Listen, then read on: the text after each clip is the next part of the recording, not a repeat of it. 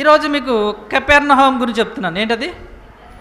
ఇది ఇంతవరకు మనం చాలాసార్లు చదివాం, కానీ ఇది చాలా ప్రత్యేకత ఉంది ఈ ఊరికండి. ఇది ఈ ఊళ్ళో జరిగిన సంగతులు కూడా చాలాసార్లు మనం విన్నాం, కానీ ఈరోజు మీరు వింటారో చాలా ఆశ్చర్యం అనిపిస్తుంది. ఇదండి, అవునా? ఆ ఆశ్చర్య కార్యాలు లేదా ఆ అద్భుతాలు యేసుప్రభు చేశాడు. చేసినప్పుడు ఒక ఇంట్లో ఉంటాడు. ఇంతగా ఇల్లు ఎవరిది? ఆ ఇంట్లో పెంకులు ఇప్పేసేసారా? పెంకులు ఇప్పేసి దించుతారు కదా. చాలా సందర్భాలు నేను మీకు చెప్పాను, నిజంగా ఇల్లు ఎవరిదో, కానీ చాలా మంచోళ్ళు అన్న. ఈరోజు ఇల్లు ఎవరిదో మీకు చెప్తాను. బైబిల్లో ఉంది ఎంతకది, నాకు తెలియలేదు. ఇల్లు ఎవరిది? నిజంగా ఎంత మహానుభావులా ఇల్లు ఇప్పేతంటే నిజంగా చూస్తున్నారు అనుకున్నారు. ఇంతగా ఇల్లు ఎవరిదో చూస్తే మీరు ఆశ్చర్యపోతారు. అందుకే ఆయన సైలెంట్గా ఉన్నారు ఏంటా అనుకున్నాను. ఓకేనా? అది కూడా జరిగింది ఎక్కడో తెలుసా? కపెర్నహూములోనే. ఎక్కడ? ఈరోజు జాగ్రత్త, మా పెద్దవాళ్ళు కూడా మీరు జాగ్రత్తగా వినండి. ఈరోజు మన పాఠం ఏంటమ్మా? కపెర్నహూము అనే ఒక పట్టణము లేదా ఒక ఊరు, పట్టణం అని ఉంది బైబిల్లో. దీని గురించి, ఈ పట్టణం యొక్క విశిష్టత, ఈ పట్టణంలో ఎవరెవరు ఉన్నారు, ఈ పట్టణంలో జరిగిన కార్యాలేంటి, మరలా ఒక విషయం ఏంటంటే ఈ పట్టణం గురించి యేసయ్య చాలా బాధపడ్డాడు. మరలా ఈ పట్టణంలో చాలా అద్భుతాలు జరిగినాయి. ఈ పట్టణంలో చాలా ప్రముఖులు జీవించారు. మరలా యేసయ్య ఈ పట్టణాన్ని చూసి కూడా చాలా బాధపడ్డాడు. ఏంటో ఆ విషయాలన్నీ రోజు మనం చూద్దాం. అసలు ఈ కపెర్నహూము అనేది అండి ఎక్కడ ఉంటుందో ఒకసారి మీరు మరలా మ్యాప్ల దగ్గరకు వచ్చేయండి. వెనకాల పేజీలు తిరిగేసేసి 3వ మ్యాప్ చూడండి. 3వ మ్యాప్ చూసారా? క్రొత్త నిబంధన కాలపు పాలిస్తేన అందరూ మ్యాప్ రెఫరెన్స్ 3వ మ్యాప్ తీసారా? అక్కడ గలిలియా అని ఉందా పెద్ద అక్షరాలు పైన, చూసారా ఎవరన్నా? గలిలియా అమ్మా కనిపించిందా? సరే, గలిలియా. ఆ కింద ఏముంది? కొరాజిన్. ఆ కింద కపెర్నహూము. ఆ కపెర్నహూము రైట్ సైడ్ చుక్కను చూసారు? అది కపెర్నహూము. ఆ పక్కనే చుక్కల కింద ఉన్న చూసారు, మధ్యలో గలిలియా సముద్రం ఉందా? బైబిల్ చూస్తున్న వాళ్ళు బైబిల్ అమ్మా ఉందా? ఇదే ఈ గలిలియా సముద్రం. ఈ గలిలియా సముద్రం ఉన్న పట్టణాలు చూసారా? బెతస్దా, గెరాసా, తిబేరియా, మగ్దలా, కపెర్నహూము, కొరాజిన్ ఇవన్నీ అన్నమాట. ఆ గలిలియా సముద్రం సరస్సు చుట్టూ ఉన్న పట్టణాలు. అది కపెర్నహూము అనేది గమనించాలమ్మా. ఈ గలిలియా సముద్రానికి తీరాన్న ఉంది. ఎక్కడుంది? ఈ గలిలియా సముద్రానికి ఒడ్డున ఉన్న పట్టణం అన్నమాట. ఏది? గలిలియా సముద్రానికి ఒడ్డున పట్టణం ఏంటి?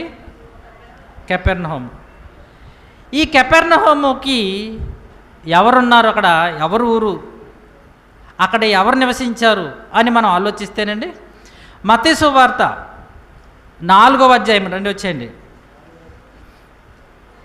మత్తయి సువార్త 4వ అధ్యాయము అందరూ తీసుకోవాలి, జాగ్రత్తగా చూడాలి. 12వ వచనం నుండి. యోహాను చెరపట్టబడినని యేసు విని గలిలియకు తిరిగి వెళ్ళి నజరేతు విడిచి జెబూలూను, నఫ్తాలి అని దేశముల ప్రాంతములలో చూడండి, ఆ మాట చూడండి, సముద్ర తీరమందలి కపెర్నహూమునకు వచ్చి కాపురముండెను. ఎవరు అమ్మా? మరొకసారి, గలిలయ విడిచి అమ్మా నజరేతుని విడిచి యేసు ఎక్కడ? నఫ్తాలి, జెబూలూను అను దేశముల ప్రాంతములలో సముద్ర తీరమందల కపెర్నహూమునకు వచ్చి కాపురముండెను. అంటే కాపురం ఉండమంటే అక్కడ నివసిస్తున్నారు, ఆ ఊళ్ళో ఉంటున్నారు. ఇంతకీ ఎవరు తెలుసా? యేసు ప్రభు ఎక్కడ కాపురం ఉన్నాడో తెలుసా? కపెర్నహూములో. ఎక్కడ? యేసు ప్రభు పుట్టింది ఎక్కడో తెలుసా అమ్మా? యేసు ప్రభు పుట్టింది నజరేతులో పుట్టాడు. యోదయ బెత్లెహేము. యేసయ్య పెరిగింది ఎక్కడ?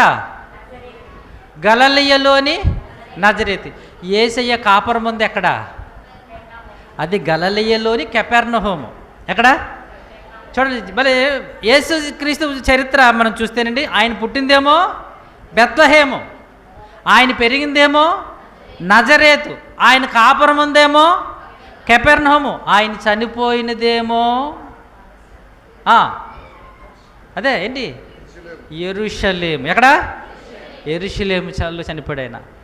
ఇంక దీని గురించి తర్వాత మనం ఆలోచిద్దాం. అయితే ఇక్కడ యేసుప్రభు వారు ఆయన కపెర్నహూమునకు వచ్చి అక్కడ కాపురం ఉన్నాడు. ఎందుకు అక్కడ కాపురం ఉన్నాడంటే దీనికి ఒక ప్రవచనం ఉందన్నమాట. ఎందుకు యేసుప్రభు వారు ఆ ప్రాంతంకి వెళ్ళి కాపురం ఉన్నాడంటే కింద ఉంది, జెబూలూను దేశమును నప్తాలి దేశమును యొర్దానుకు అవలనున్న సముద్ర తీరమున అన్యజనులు నివసించు గలిలయయు చీకటిలో కూర్చుండి ఉన్న ప్రజలను గొప్ప వెలుగు చూచిరి. మరణ ప్రదేశములోను మరణ ఛాయలోను కూర్చుండి ఉన్న వారికి వెలుగు ఉదయించనని ప్రవక్త అయిన యెషయా ద్వారా పలుకబడిన నెరవేరినట్లు ఇలాగూ జరిగింది. యేసుక్రీస్తు ప్రభు వారు అన్నీ కూడా ఆయన చేసే పనులండి లేఖనానుసారముగానే చేసేవాడు.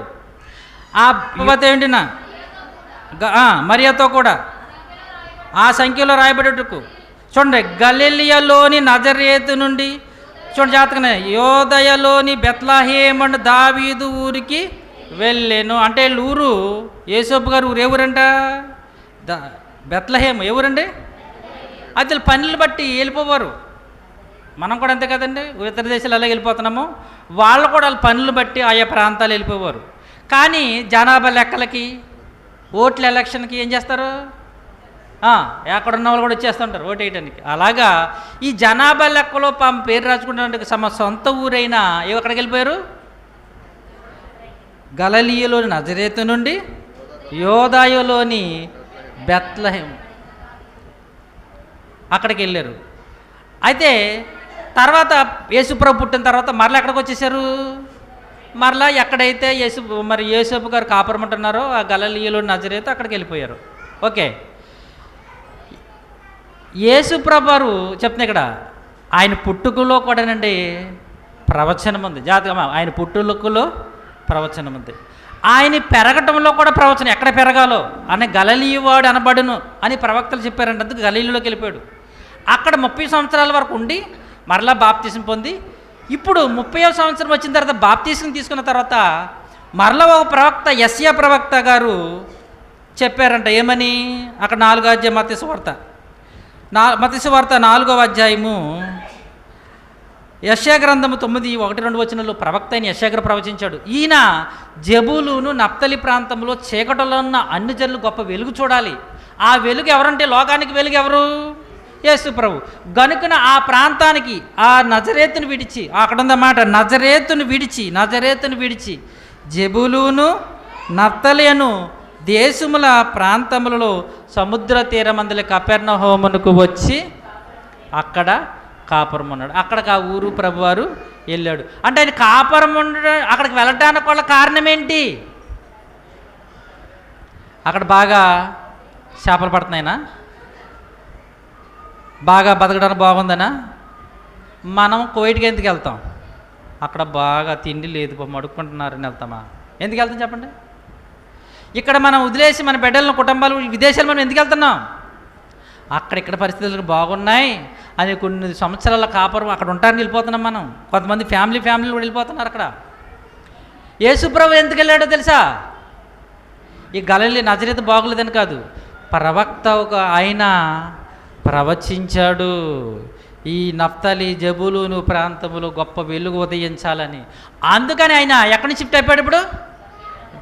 నజరేతు నుండి కపెర్నహూమునకు. యోహాను సువార్త మీకు ఏదో చెప్పుకుని వెళ్ళిపోతాం మంచిది అనిపిస్తుంది. ఇవన్నీ విడదీసి చెప్పడం కూడా నాకు వేస్ట్ అనిపిస్తుంది. నాకు మీ యొక్క యాక్టివ్నెస్, మీ సురుగుతనం చూస్తుంటే అమ్మా.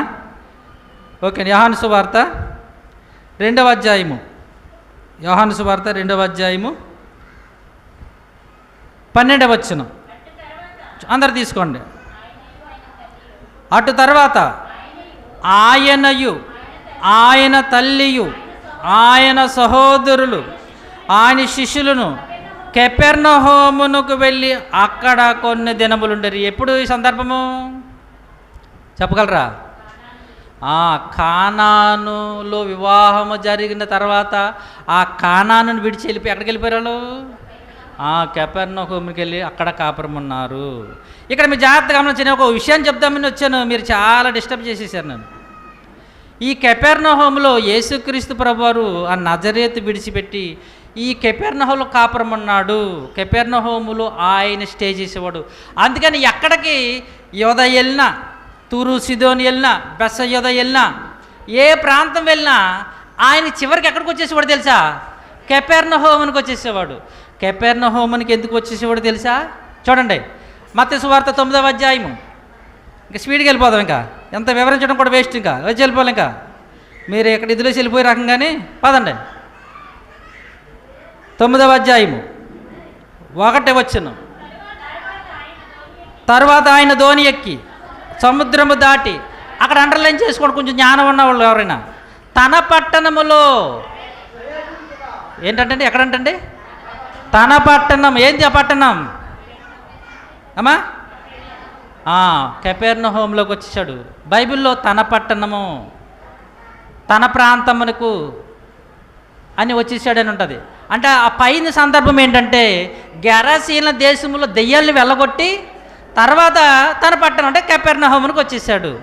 అంటే ఇక్కడ జాగ్రత్తగా ఒక ముద్ర వేసేసుకోండి. ఇంకా ఎప్పుడు నేను పేరు పెట్టి మరి అడుగుతాను, పేరు పెట్టి నిలబెట్టేసి నుంచోబెట్టి అడుగుతాను. మరి చెప్తున్నాను మరలమ్మా పెద్దవాళ్ళు, మీరు కూడా వాక్యం దగ్గర మరి చిన్న పెద్ద ఉండదు, అది చెప్తున్నా. మీరు మాకు చెప్పాలి, అసలు ఇనేసి ముద్దుర్లు అయిపోవాలి. లోకంలో ముద్దులు కాదు, వాక్యంలో ముద్దుర్లు అయిపోవాలి. అప్పుడప్పుడు పెద్దవాళ్ళు అంటారు ఇది చాలా ముద్దురంటే అంటారు. దేంట్లోనంట? మాటల్లో. ఎందుకు పనికిరా మాటల్లో ముద్దురంట. వాక్యంలో ముద్దులు కనిపించట్లేదు నాకు ఎక్కడను. ఎందుకు ముద్దులు రావట్లేదంటే లోకపు మాటలు ముద్దురుగా నేర్చుకుంటున్నారు, వాక్యాన్ని మాత్రం ఎక్కడికి గాలి కుదిలేస్తున్నారు. ఆలోచించండి. మరలా చెప్తున్నా, యేసు ప్రభువారు ఎక్కడ కాపురం ఉన్నాడు అండి? ఇప్పుడు అడగను, ఇప్పుడు తెలిసిపోతుంది కదా. వస్తా సమయం అప్పుడు నిలబెట్టి చేతులు కట్టించి, అమ్మా పెద్దవాళ్ళు మీరు కూడా మర్చిపోతారేమో గుర్తుపెట్టుకోండి కదా. ఏ రాసరం గుర్తుంటుంది, భీమవరం గుర్తుంటుంది, పాలకొల్లు గుర్తుంటుంది, కెపెర్నహూము కూడా గుర్తుపెట్టుకోండి. యేసుక్రీస్తు ప్రభువారు కాపురం ఉన్న ప్రాంతం. ఎందుకంటే దీని గురించి ఇంత నొక్కి చెప్తున్నానంటే దీనికి చాలా సంగతులు ఇక్కడ ఉన్నాయి, చాలా విషయాలు ఇక్కడ ఉన్నాయి. కెపెర్నహూము యేసు ప్రభువారు కాపురం ఉన్న పట్టణం. అక్కడ యేసుక్రీస్తు ప్రభువారికి వాళ్ళకి ఒక ఇల్లు కూడా ఉంది. మరలా చెప్తున్నా, అక్కడ ఏముంది తెలుసా వాళ్ళకి? అక్కడ కాపురం ఉన్నాడంటే ఇల్లు ఉండదు, ఏంటి ఉంటుందా? ఏదో వాళ్ళ తగ్గట్టుగా అక్కడ ఇల్లు అంటే చెప్తాను, అది కూడా మీకు వచ్చేస్తుంది. ఓకే, ఇక్కడ మీకు చిన్నగా ఆలోచించండి. యేసుక్రీస్తు ప్రభువారు ఎక్కడ కాపురం ఉంటున్నాడు? ఆయన బ్రతుకున్నప్పుడు సువార్త చేస్తున్నప్పుడు ఎక్కడ కాపురం ఉన్నాడండి? కెపెర్నహూములో కాపురం ఉన్నాడు. ఈ కెపెర్నహూము గురించి మరీ చెప్తాను, ఎందుకంటే యేసు ప్రభు కెపెర్నహూములో కాపురం ఉండడాన్ని బట్టి అండి ఆ కెపెర్నహూమునికి చాలా పెద్ద పేరు వచ్చేసింది తెలుసా. ఆ రోజుల్లో చాలా మంచి పేరు వచ్చేసింది. ఎందుకు తెలుసా? సాక్షాత్తు యేసు ప్రభు అక్కడ ఉంటున్నాడు కాబట్టి ఎన్నో అద్భుతాలు, ఎన్నో ఆశ్చర్యకార్యాలు చేసేవాడు, ఎన్నో చనిపోయిన వారు లేపేసేవాడు. కనుక ఆ పట్టణానికి ఆ రోజు చాలా పేరు వచ్చేసింది, మత్తయి సువార్త. అందుకనే చాలా ప్రాంతాల నుంచి ఆ ఊరు వచ్చేసేవారండి, ఈ కెపెర్నహూమునికి వచ్చేసేవారు. అక్కడికి వచ్చి చూడండి 24వ అధ్యాయము 23 నుంచి చదువుకుంటాం. ఆయనకు ఆ ఊర్లో ఉండటాన్ని బట్టి ఆయన కీర్తి అని పేరు ఎంత దూరం వెళ్ళిపోయిందో చూడండి. 23 నుంచి, యేసు వారి సమాజ మందిరములలో 4:23 మత్తయి సువార్త. యేసు వారి సమాజ మందిరములలో బోధించుచు దేవుని రాజ్యమును గుర్చిన సువార్త ప్రకటించుచు ప్రజలలోని ప్రతి వ్యాధిని రోగమును స్వస్థపరచుచు గలిలయ ఎంతంతట సంచరించెను. ఆయన కీర్తి సిరియా దేశమంతటా వ్యాపించెను. నానా విధములైన రోగముల చేతను వేదనల చేతను పీడింపబడిన వ్యాధగ్రస్తులందరినీ, దయ్యములు పట్టిన వారిని, చాంద్ర రోగులను, పక్షవాయువు గల వారిని ఆయన యొద్దకు తీసుకుని రాగా ఆయన వారిని స్వస్థపరిచెను. చూడండి, గలిలయ, దెకాపోలి, యెరూషలేము, యూదయను ప్రదేశముల నుండి, యోర్దానునకు అవతల నుండి బహుజన సమూహములు ఆయనను వెంబడించెను. చాలామంది అండి యేసు ప్రభుని ఎత్తుక్కుంటే ఎక్కడికి వచ్చేసేవారు తెలుసా? ఆయన కనిపించకపోతేనే ఎక్కడికి వచ్చేసారు తెలుసండి? కపెర్నహూముకి వచ్చేసేవారు. యేసు ప్రభు కనిపించలేదంటే ఎక్కడికి వచ్చేసేవారు? ఎందుకని? ఆయన ఇల్లు అక్కడ ఉంది చూడండి. అది అంత మన యోహాను సువార్త నెత్తుకుంటూ ఎక్కడికి వచ్చేస్తున్నారు చూడండి. యోహాను సువార్త 6వ అధ్యాయము, యోహాను సువార్త 6వ అధ్యాయం 22వ వచనం నుంచి నెత్తుకుంటూ వచ్చేస్తుంది. మరునాడు సముద్రపు అద్దర నిలిచి ఉన్న జనసమూహమును వచ్చి చూడగా, అంటే యేసుప్రభుని ఎదుగుతున్నారు. కొంత జన సమూహం యేసుప్రభుని ఎదుగుతున్నారు. సముద్రం దగ్గరకు వచ్చారు. అక్కడ లేడంట.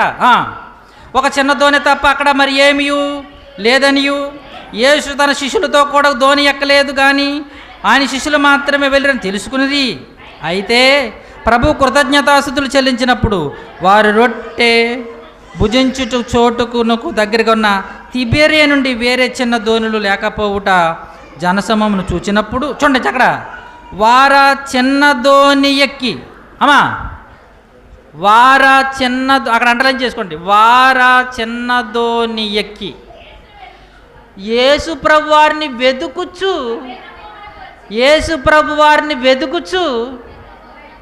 అక్కడికి ఎందుకు వచ్చారు? ఆయన ఊరు అక్కడ ఉంటున్నాడు. ఆయన యేసు ప్రభుని ఎదుక్కుంటే అక్కడికి వచ్చారు. ఏంటి, నాతో మీకు పని ఉందండి, నా ఫోన్ పని చేయట్లేదు, ఎక్కడికి వెళ్తారో మీరు? భీమవరం వెళ్ళి ఎదుగుతారు కదండి శేఖరబాబుని. శేఖరబాబు భీమవరం ఎక్కడ వెళ్తారు? ఏంటి, నా ఫోన్ పని చేయట్లేదు, నాతో మీకు అవసరం ఉంది అర్జెంటుగా, ఏం చేస్తారు? అర్జెంటుగా మా ఇంటికి వచ్చేస్తారంతే. ఎవయా ఫోన్ పని చేయట్లేదు పాస్టర్ గారు, ఏంటి ఏమైందని? ఇప్పుడు యేసుప్రభు కనిపించట్లేదు, ఎదుగుతున్నారు కొంత జనసమూహము. అప్పటికే ఏం జరిగిందంటే 5 రొట్టెలు 2 చేపలు 5,000 మంది పని చేశాడు, చాలా అద్భుతాలు చేశాడు. ఆయన చెప్పకుండా వెళ్ళిపోయాడు యేసుప్రభు. యేసుప్రభుడు చాలా తిరిగాడు. ఈయన ఎక్కడ ఉన్నాడని వాళ్ళు ఊరు వచ్చేసారు. జనసమూహం ఏం చేశారండి? కపెర్నహూమునకు వచ్చి ఆయనను అక్కడ కనుగొని అన్నది చూడమాట. వచ్చిరి సముద్రపు తద్దరిని ఆయన కనుగొని, బోధకుడా ఎప్పుడు ఎక్కడికి వచ్చేసాను ఆయన అని అడుగుతున్నారు. అంటే ఈ మాట మీకు అని చెప్పానంటే, అంటే మనకు అవసరం ఉన్న వ్యక్తి కనిపించకపోతే అర్జెంటుగా ఎక్కడ ఎదుగుతాం ఆయన్ని? వాళ్ళ ఇంటికి వెళ్ళిపోతాం. ఎక్కడ ఏం చేస్తాం? వాళ్ళ ఊరు వెళ్ళిపోతాం. వాళ్ళతో మన పడినప్పుడు యేసు ప్రభువును కూడా ఏంటి ఆ ప్రాంతానికి వచ్చినప్పుడు జనసమూహములు కూడా అండి తండోపతండోతులుగా వచ్చేసేవారు యేసుప్రభు దగ్గరికి. ఆ ఊరు వచ్చేసేవారు, ఆ కపెర్నహూముకి వచ్చేసేవారు. ఎందుకంటే ఆయన కీర్తి ఆ కపెర్నహూము పట్టణం నుంచి చాలా ప్రాంతాలకు వెళ్ళిపోయింది. ఏమైంది? ఆ కీర్తి ఏమైంది? కపెర్నహూము నుండి చాలా ప్రాంతాలు, దేశాలు వెళ్ళిపోయింది. పలానా కపెర్నహూములోంట యేసుప్రభు అని ఆయన ఉన్నాడంట, నజరేతుడైన యేసు అక్కడ ఉన్నాడంట అని పేరు వెళ్ళిపోవటం బట్టి ఏం జరిగిందంటే, ఇప్పుడు ఇంకోటి మరొక విషయాన్ని మనం ఇక్కడ చూస్తే ఏం జరిగిందని మనం ఆలోచిస్తే, లూకాసు వార్త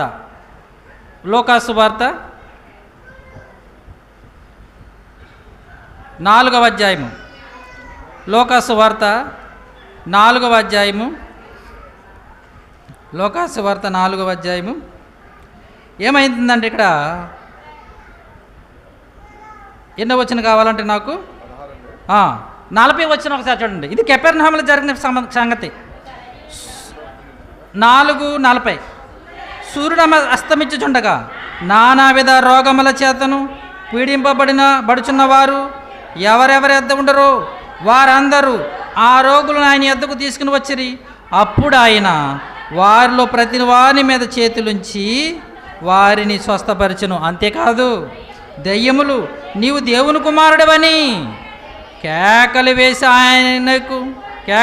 అనేకులు వదిలిపోయాను. ఆయన క్రీస్తని. ఇది ఈ సంగతి ఎక్కడ జరిగిందంటే, ఎక్కడ జరిగిందో తెలుసా? కపెర్నహూములో జరిగింది. ఎక్కడ జరిగింది? ఇప్పుడు ఇక్కడ కపెర్నహూములో జరిగిన అద్భుతాల గురించి చెప్తానే మీకు కొంచెం పాయింట్లుగా చెప్దాం అనుకున్నాను.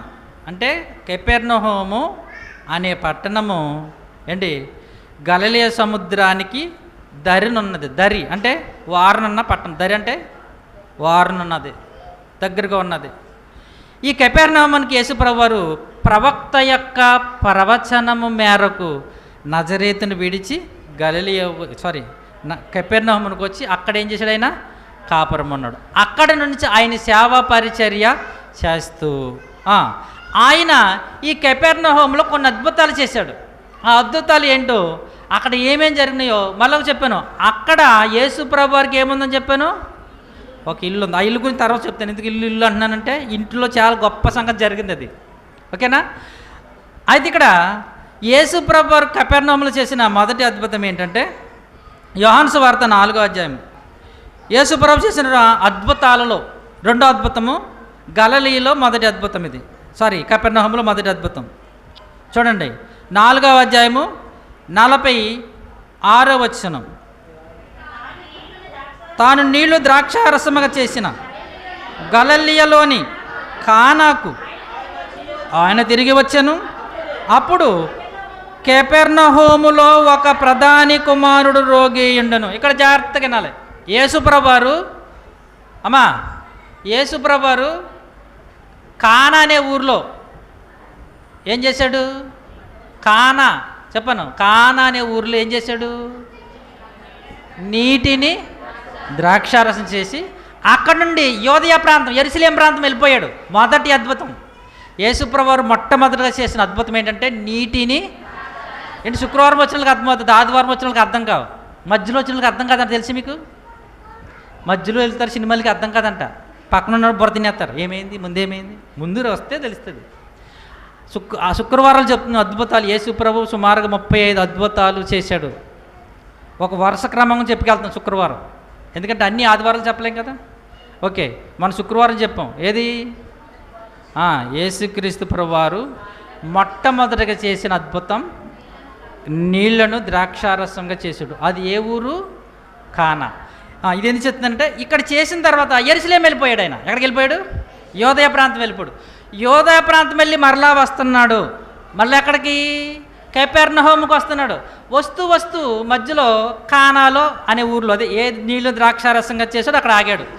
అప్పుడు ఏం జరిగిందంటే, ఈ కపెర్నహూములో ఒక ప్రధాని ఉన్నాడు. ఆ ప్రధాని కుమారుడు అంటే రోగి ఉన్నాడు. వెంటనే పరుగు ప్రభు యేసు ప్రభు యోదయ నుండి వస్తున్నాడు, యెరూషలేం నుంచి వస్తున్నాడని యేసు ప్రభు కపెర్నహూము రాకముందే కానా అనే ఊర్లో ఉన్నప్పుడే ఆయనకి ఎదురెళ్ళిపోయి, అయ్యా నా కుమారుడు రోగి అయిపోయినాడయ్యా, దయచేసి మరి మీరు వచ్చి అన్నాడు. ఏమండి, మీరు వచ్చి అంటే చచ్చిపోయే పరిస్థితిలో ఉన్నాడు. ఇప్పుడు బాగా రోగంతో ఉన్నాడు, విపరీతమైన జ్వరంతో ఉన్నాడు, చచ్చిపోయిన పరిస్థితిలో ఉన్నాడు. అనగానే అప్పుడు యేసు ప్రభువారు మనకు అన్నమాట, అయ్యా మీరు సూచనలు, దీని గురించి ఎక్స్ప్లెనేషన్ అద్భుతాలు చేసినట్టు చెప్తాను, అది చెప్పుకుపోతున్నాను, ఓకేనా. అప్పుడు యేసు ప్రభు ఏనంటే, నీ కుమారుడు బతుకున్నాడు, వెళ్ళిపో అన్నాడు. అంతే. వెంటనే ఆయన మాట విని వెళ్ళిపోయాడు. వెళ్ళిపోగానే ఇంకా ఇంటికి వెళ్ళకముందే కొంతమంది పని వాళ్ళు వచ్చి, అయ్యా నీ కుమారుడు బాగున్నాడు అన్నాడు. అవునా, నా కుమారుడు బాగున్నాడు. ఎప్పుడు? ఏ టైం అని అడిగాడు. నిన్న 1 గంటకి. ఎప్పుడు? నిన్న 1 గంట. ఆ 1 గంటకి యేసయ్య నిన్న కానాలో నాతో చెప్పాడు, నీ కుమారుడు బ్రతికి ఉన్నాడని. వెంటనే నమ్మి వెంటనే తన ఇంటికి ఆయన వెళ్ళిపోయాడు. ఇది యేసు ప్రభువారు కపెర్నహూములో చేసిన రెండో సూచక్రియ. మొదటిది అది కానాది. మొదటిది ఏది? చూసా ఎంత స్పీడ్గా ఉన్నారు. అందుకే మరి మిమ్మల్ని అంటాను. మొదటి సూచక్రియ ఎక్కడ చేశాడు? అది కానా, అది కానా, కపెర్నహూము కాదు అది. ఎర్రవాసరం తోకలపూడి ఒకటేనా? ఒకటా? ఇంకో విషయం చెప్తున్నారు. కానాకి కపెర్నహూముకి ఎన్ని కిలోమీటర్లు తెలుసా? నేను కొడితే అక్కడ అతని మాటలోనే ఒకటి అర్థమవుతుంది. అక్కడ చదివిన దాంట్లోనే మీకు అర్థమవుతుంది ఎంత దూరం ఉందో. నిన్న 1 గంటకి అతడు బాగుపడ్డాడు. అంతే. అంత దూరం ఉంటుంది. నిన్న 1 గంటకి అతడు ఏం చేశాడు? బాగుపడ్డాడు. నిన్న 1 గంట కంటే ఈరోజు అంటే ఒక రోజు అంటే సుమారుగానంటే 30 కిలోమీటర్ల పైనే. ఇప్పుడున్న లెక్కలేసారు 30 కిలోమీటర్ల పైనే ఉంది. మరి ఆ రోజు మరి నడుచుకుంటూనే వెళ్తారు కదా, గుర్రాల గాడిదలు వెళ్తామే. ఇంత హైవే రోడ్లు లేవు వెళ్ళిపోవడానికి 30 కిలోమీటర్లు. ఇప్పుడైతే మనం గంటలు వెళ్ళిపోతున్నాం. కానీ ఆ రోజు చాలా టైం పెట్టింది కొండలలో లోయ దాటుకుంటూ వెళ్ళటానికి. ఆ యొక్క కపెర్నహూములో యేసు ప్రభువారు చేసిన మొదటి సూచక్రియ అద్భుతం ఇది. ఏది? ప్రధాని యొక్క కుమారుని బాగు చేసి. రెండవది మనం చూస్తే లూకాసు వార్త 2వ 4:31. అప్పుడు ఆయన గలిలయలోని కపెర్నహూము పట్టణమునకు వచ్చి, చూసుకోండి అక్కడ పేర్లు ఊర్లు. యేసు ప్రభు మరలా ఎక్కడికి వచ్చాడంట? ఏ ఊరు అది? ఆయన ఉన్న ఊరు, ఆయన కాపురం ఉన్న ఊరు. కానీ మనకు అక్కడ సరిగ్గా తెలియదు అంటే అక్కడ చదువుతున్నప్పుడు. అందుకే మొదట చూపించాను, ఆయన నజరేతుని విడిచి కపెర్నహూములో కాపురం ఉండెను. అక్కడి నుంచి ఆయన సువార్త పరిచర్య చేసేవాడు అన్నమాట. ఓకే, అదే చదవండి, చదువు తల్లి. వచ్చినప్పుడు విశ్రాంతి దినమున వారికి బోధించుచుండెను. ఆయన వాక్యము అధికారంతో కూడినదై ఉండెను గనుక వారు ఆయన బోధకు ఆశ్చర్యపడిరి. ఆ సమాజ మందిరములో అపవిత్రమైన దెయ్యము పట్టినవాడు ఒకడు ఉండెను. ఇక్కడ అపవిత్రాత్మ పట్టినవాడు అక్కడ ఉన్నాడంట. సమాజ మందిరం అంటే తెలుసా? సమాజ మందిరం. అమ్మా సింధు, ఏంటి సమాజ మందిరం అంటే తెలుసా? మేము ఎప్పుడూ వెళ్ళలేదండి. ఇప్పుడు మనం ఎలాగైతే కూర్చుంటున్నామో చర్చి ఇదే దేవాలయం, వాళ్ళు సమాజ మందిరం అనేవారు. వాళ్ళు అలా కూర్చుని ధర్మశాస్త్రాన్ని సమాజ మందిరం, గుడి, చర్చి, దేవాలయం, మందిరం. ఓకేనా? ఈ సమాజ మందిరంలోకి వెళ్ళి ప్రభువారు బోధిస్తున్నప్పుడు అపవిత్రాత్మ పట్టిన వాడు అక్కడ ఉన్నాడంట. యేసు ప్రభు వాడు నజరేయుడైన యేసు దెయ్యం పెట్టి దెయ్యం వాడిలో ఉండి మాట్లాడుతున్నాడు. యేసు ప్రభు ఏం చేశాడు తెలుసా అమ్మా? అక్కడ అపవిత్రాత్మని యేసుక్రీస్తు ప్రభు వారు ఆజ్ఞాపింపగానే, ఇగో వీడిని వదిలిపో, 35 వచనం, అందుకు యేసు ఊరకుండము, ఇతనిని వదిలిపోమ్మని దానిని గద్దెంపగా దెయ్యము వారి మధ్యను పడద్రోసి వానికి ఏ హానియు చెయ్యక వదిలిపోయాను, వెళ్ళిపోయాడు. ఇది యేసు ప్రభు వారు కపెర్నహూములో చేసిన ఎన్నొక సూచక్రియ? 2వ సూచక్రియ కపెర్నహూములో. ఆ సాయంకాలం మరొక సూచక్రియ చేశాడు. అదే కింద కంటిన్యూస్ ఉంది. ఏది? 38వ వచనం. 38. ఎప్పుడైతే సమాజ మందిరంలో జాతకినల్లి యేసు ప్రభు వారు సమాజ మందిరంలో చర్చిలో ఆ దెయ్యాన్ని ఎలగొట్టి అక్కడి నుంచి ఎక్కడికి వెళ్ళాడు తెలుసా? సీమోను అంటే పేతురు గారి ఇంటికి వెళ్ళాడు. ఇంతకీ పేతురు గారి ఊరెవరని చెప్పాను మొన్న మీకు? బెత్సయిదా. అయితే వాళ్ళ ఊరేమి బెత్సయిదా, కానీ వాళ్ళు ఎక్కడ ఉంటున్నారు తెలుసా? వాళ్ళ ఊళ్ళు వదిలేసి బెత్సయిదా వదిలి కపెర్నహూముకి వచ్చి అక్కడే ఉంటున్నారు వాళ్ళు కూడా. ఇప్పుడు మీకు బాగా అర్థమవుతుంది. ఇప్పుడు చదవండి. అంటే వాళ్ళ ఊరేమో బీమారమై ఉండొచ్చు, తోకలపూళ్ళు ఉంటున్నారు, లేదా హైదరాబాద్ ఉండే తోకలపూళ్ళు ఉంటున్నారు. వాళ్ళదేమో పేతురు గారిది ఆంధ్రే గది బెత్సయిదా. అంటే ఆ సముద్రానికి ఆ పక్క ఈ పక్క పెద్ద ఎన్ని కిలోమీటర్లు అని చెప్పాను మీకు? అవతలట అడ్డకొలత, వెంటనే గుర్తుపెట్టేసుకోవాలి. అడ్డకొలత అండి, చుట్టుకొలత కాదు. 13 కిలోమీటర్లు. ఎన్ని? 13 కిలోమీటర్ల సముద్రం అవతల నుంచి అవతలకి. ఆ పక్కనేమో బెత్సయిదా, ఈ పక్కనేమో మనకి గుర్తున్న ఆ గొట్టి మీద ఈ గొట్టి మీద గుర్తుంటుందేమో ఆ పక్కనేమో బెత్సయిదా, ఈ పక్కనేమో కపెర్నహూము. ఏంటండి? అయితే ఇక్కడ ఈ ప్రాంతానికి వచ్చేసారు ఎవరు? సీమోను, పేతురు. ఇప్పుడు చదివితే మీకు అర్థమవుతుంది. చదవండి ఇప్పుడు. ఆయన లేచి సీమోను ఇంటిలోనికి వచ్చి, ఇంటిలోనికి వచ్చి అంటే ఇక్కడ ఉంటున్నారన్నమాట, కపెర్నహూములో ఉంటున్నారు. వచ్చి సీమోను అత్త తీవ్రమైన జ్వరముతో పడి ఉండెను గనుక ఆమె విషయమై ఆయన యొద్ద మనవి చేసుకునిరి. ఆయన ఆమె చెంతను నిలబడి జ్వరమును గద్దెంపగానే అది ఆమెను విడిచెను. వెంటనే ఆమె లేచి వారికి ఏం చేసింది? ఆమె ఉపచారము చెయ్యసాగాను. ఉపచారం చేసింది అంటే వాళ్ళకి అంటే వాళ్ళకి ఏం చేసింది తెలుసా? పరిచర్య చేసింది. అయ్యా ఎందుకు చాలా భయంకరమైన జ్వరం, లేవలేని పరిస్థితిలో ఉందంటే ఎవరు? ఎవరు? పేతురు గారి అత్తగారు. అంటే మొత్తం వాళ్ళందరూ దిక్కున ఉంటున్నారేమో, అత్తగారు మొత్తం వాళ్ళందరూ. అంటే ఒకవేళ నేను అనుకుంటున్నాను వాళ్ళ అత్తగారు ఊరేమి ఇది. పేతురు గారు వచ్చేసారేమో అత్తగారింటికి. ఏంటి శ్రద్ధగా అంటున్నాను ఏంటి అంటే ఇక్కడ వాళ్ళు ఈ బెత్సయిదాలో ఉండి ఎక్కడికి వచ్చేసి ఉంటున్నారు?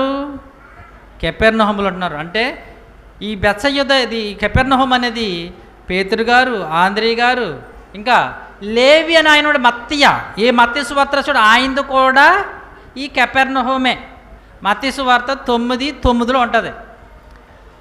9:9 మత్తయి గారితో కూడా ఈ యొక్క కెపెర్నహూమే. ఓకేనండి, రాసుకోండి అంతే అమ్మా. అయితే ఇక్కడ జబదేయ కుమారులు యాకోబు యోహాను వాళ్ళది కూడా అదే ప్రాంతం. ఎందుకంటే వాళ్ళు పిలిచినప్పుడు ముందు ఎవరిని పిలిచాడు యేసుప్రభువారు? పేతురుని, ఆంధ్రని పిలిచిన తర్వాత కొంచెం దూరం వెళ్ళి ఎవరిని పిలిచాడు? జబదేయ కుమారులు అంటే యోహానుని, యాకోబుని కూడా పిలిచాడు. వాళ్ళు కూడా కెపెర్నహూము ప్రాంతానికి చెందినవారే. అది యేసుప్రభువారు ఈ ఎన్నో అద్భుతం చెప్పాను. పేతురు గారి అత్తను బాగు చేసింది కెపెర్నహూములో ఎన్నో అద్భుతం, అది 3వది. 4వది ఏంటంటే ఇంత మీరు చదివారు మార్కు సువార్త, ఇందాక మీరు చదివిందే మరి మార్కు సువార్తలో చూద్దాం. 1వ అధ్యాయము 32వ వచనం నుండి. మార్కు సువార్త సాయంకాలమున ప్రొద్దుగురుకినప్పుడు చూడండి, సాయంకాలమున ప్రొద్దుగురుకినప్పుడు జనులు సకల రోగులను దయ్యములు పట్టిన వారిని ఆయన వద్దకు తీసుకుని వచ్చిరి. పట్టణమంతయు ఇంటి వాకిట కూడి ఉండను. ఎందుకు ఈ ఇల్లు ఎవరిది తెలుసా మీకు? ఈ ఇల్లు కొంచెం ఆలోచిస్తే అక్కడ పేతురు గారు అత్తవారిల్లు. ఎందుకంటే ఆ రోజుని వాళ్ళ అత్తగారిని బాగు చేసిన తర్వాత ఆమె పరిచర్య చేస్తూ అక్కడ ఉన్నారు. అయ్యో యేసుప్రభు ఎంత అద్భుతం చేశాడు, ఆశ్చర్యంగా చేశాడు, నా రోగాన్ని, నా జ్వరాన్ని వదిలేడని వాళ్ళ పరిచర్య చేస్తున్నప్పుడు ఊళ్ళో ఉన్న వాళ్ళందరూ తెలిసిపోయింది. కెపెర్నహూములో ఉన్న వాళ్ళందరూ తెలిసిపోగానే సాయంకాలమైనప్పుడు ప్రొద్దుగూగినప్పుడు జనులు సకల రోగులను, ఎందుకని భయంకరమైన జ్వరం తగ్గిపోయింది పేతురు గారి అత్తగారికి. పేతురు గారి అత్తగారికి మొత్తం వెళ్ళిపోద్ది కదండి, ఊరంతా వెళ్ళిపోద్ది కదా. వాక్యం మీద వెళ్దు కానీ అద్భుతాలు మాత్రం చాలా స్పీడ్గా వెళ్తాయండి. తెలుసా మీకు? వాక్యం స్పీడ్గా వెళ్తావు. ఏది స్పీడ్కి వెళ్ళిపోద్ది? అయ్యగారంటే చెయ్యత్తంటే పడిపోతున్నారంటే ఆయన వెళ్ళిపోద్ది మొత్తం ఊరంతా పరుగులు. అలాగే పేతురు గారి అత్త జ్వరం తగ్గిపోయింది అంటారు అన్నారు. ఇంకా చూడండి మొత్తం ఎంతమంది వచ్చేసారంటే చూడండి, పట్టణమంతయు, ఆ మాట చూడండి, పట్టణమంతయు ఎవరికి వచ్చేసారు? ఆ ఇంటి వాకిట కూడి ఉండెను. ఆయన నానావిధ రోగముల చేత పీడింపబడిన అనేకులను స్వస్థపరిచి అనేకమైన దెయ్యములను వెళ్ళగొట్టెను. అవి తన్ను ఎరిగి ఉండినందున ఆయన వారి దెయ్యములను మాటల. ఇది మూడవ విధంగా. ఎన్నది? ఇది 4వది. ఎన్నది? ఇది 4వది. ఏంటి? ఆ పేతురు గారి ఇంటిలో యేసుప్రభు వారు ఉండి పరిచర్య చేస్తుంది. అంటే పరిచర్య అంటే మరి ఉండి పెడుతుందో అంటే తెలీదు మొత్తానికి. ఎందుకంటే చాలా భయంకరమైన జ్వరాన్ని బాగు చేసేసాడు యేసయ్య. కనుక అయ్యా మీరు వెళ్ళకండి అయ్యా, మరి గారెలు వండుతాను కొంచెం తిని దిగారు అన్నదేమో ఒకవేళ అంటే. అప్పుడు మొత్తం ఊళ్ళో వాళ్ళంతా పట్టణమంతా చూసారా, పట్టణమంతయు ఆ ఇంటి వాకిట వచ్చేసారు. పేతురు గారి ఇంటి దగ్గరికి వచ్చేసారు. అందరిని వేసి ఏం చేశాడు? బాగు చేసి స్వస్థత చేసి వాళ్ళందరినీ అయినా పంపించేశాడు. ఇది యేసుప్రభు వారు కెపెర్నహూములో చేసిన 4వ సూచక్రియలు. అంటే అక్కడ చాలా కొట్టాడు, దెయ్యాలు కొట్టాడు, రోగాలు ఉన్నవారిని బాగు చేసి చాలా కార్యక్రమాలు అక్కడ లెక్క పెట్టలేదు. చాలా కార్యక్రమాలు అక్కడ యేసుక్రీస్తు ప్రభువారు చేయడం జరిగింది. ఇప్పుడు ఇంకోటి చూస్తే అక్కడ ఇంకేం జరిగినాయి ఆ కెపెర్నహూములో అని మనం చూస్తే మార్కు సువార్త కాదు కానీ మత్తయి సువార్త 8వ అధ్యాయము, మత్తయి సువార్త 8వ అధ్యాయము 5వ వచనం. ఇక్కడ జరిగిన మరొక అద్భుతం. ఆయన చూడ పేరు మాత్రం గుర్తుపెట్టిన. ఆయన కెపెర్నహూములో ప్రవేశించినప్పుడు ఒక శతాధిపతి ఆయన వద్దకు వచ్చి, ప్రభువా నా దాసుడు పక్షవాయువుతో లేదు. ఇక్కడ యేసుప్రభు వారు మరలా వేరే ప్రాంతం వెళ్ళి కెపెర్నహూములోనికి ప్రవేశించినప్పుడు, అంటే ఊరొచ్చిండ అంటే ఆ పైన మీరు చదివితే వేరే ప్రాంతంలో సువార్త ప్రకటించి ఎక్కడికి వచ్చేస్తున్నాడు ఆయన? కెపెర్నహూము. ఎప్పుడైతే కెపెర్నహూము అనగా ఎవరు ఊరు అన్నానో మరలా యేసుప్రభు తన పట్టణంలో ప్రవేశింపగా ఆ ఊళ్ళో ఎవరంటైనా శతాధిపతి. ఎవరు? శతాధిపతి అంటే ఎంతమందికి అధికారి? 100 మందికి అధికారి. అతడు పరుగు యేసుప్రభు దగ్గరికి వచ్చాయా, నా దాసుడు అంటే నా పనివాడు చాలా పక్షవాయుతో బాధపడుతున్నాడయ్యా, దయచేసి బాగు చేయని ప్రభు నువ్వు బతిమాలుకున్నాడు, పది నేను వస్తున్నాను అన్నాడు. ఏమన్నాడు యేసయ్య? పదు నేను వస్తున్నాను అనగానే ఆయన అంటున్నాడు, అయ్యా నువ్వు రావక్కర్లేదయ్యా, నీ మాట చలవిస్తే నా దాసుడు ఆశ్చర్యపోయాడు అంటే యేసుప్రభువు. చూడండి ఆ మాట చూడండి, ఆయన ఏమైపోయాడు అంటే, శతాధిపతి ప్రభువా నీవు నా ఇంటిలోనికి వచ్చుటకు నేను పాత్రుడను కాదు, నీవు మాట మాత్రము సెలవిమ్ము, అప్పుడు నా దాసుడు స్వస్థపరచబడును అనగానేనండి యేసు ప్రభువారు ఆ మాట విని 10వ వచనం, యేసు ఈ మాట విని ఆశ్చర్యపడి వెంట వచ్చుచున్న వారిని చూచి ఇశ్రాయేల్లో నేనెవరికైనా ఇంత విశ్వాసం అన్నట్టు చూడలేదని మీతో నిశ్చయముగా చెప్పుచున్నాను. ఏమన్నారు వేసి? అబ్బా ఏం విశ్వాసం అంటే, నేను మీ ఇంటికి వస్తానంటే అన్నాడు, వద్దయ్యా నా ఇంటికి రావద్దయ్యా, నువ్వు మాట మాత్రం, మనం పాడతాం, నీ మాట మాత్రం చాలయ్యా, నీ వెంటే నేను ఎప్పుడు ఉండిపోతానయ్యా కదండి. నిజంగా ఎంత అద్భుతమైన మాట అన్నాడు చూడండి యేసు. కపెర్నహూములో ఎంత మంచి గొప్ప అధికారం ఉన్నాడు చూడండి. ఇందాకేమో ప్రధానేమో నా ఇంటికి రండి అన్నాడు. ఏమన్నాడు ఆయన?